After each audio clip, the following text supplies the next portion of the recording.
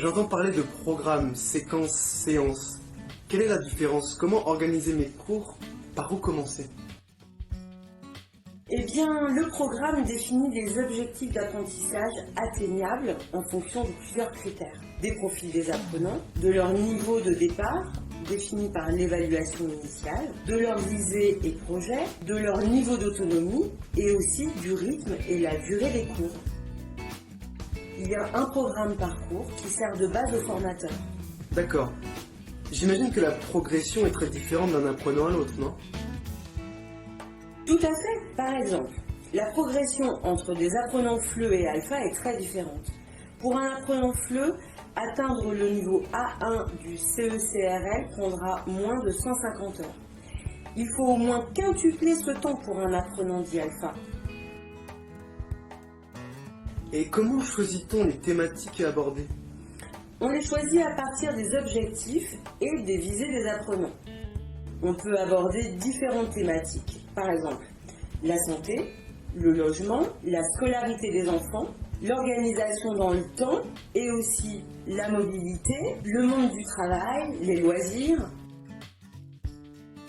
Cela permet de contextualiser les enseignements. Les apprenants mémoriseront plus facilement s'il s'agit de situations réelles et proches de leurs besoins et de leurs intérêts.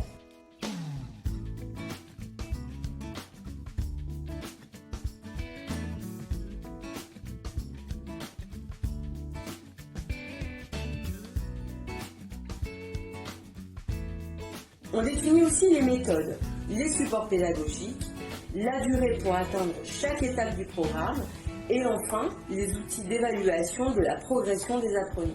Une fois que le programme est défini, on le découpe en plusieurs séquences thématiques et les séquences thématiques en séances. Ok. Est-ce que tu pourrais me donner des exemples concrets de séquences et de séances? Bien sûr, regarde.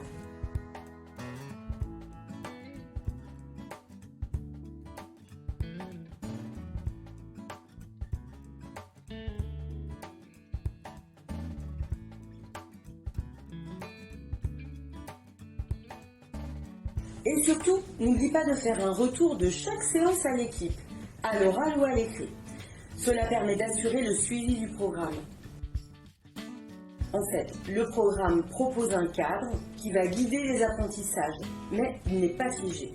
En dialoguant avec les apprenants et en faisant le suivi pédagogique, on peut mesurer leur progression, connaître leurs difficultés et ainsi faire évoluer le programme. Merci Myriam, à bientôt.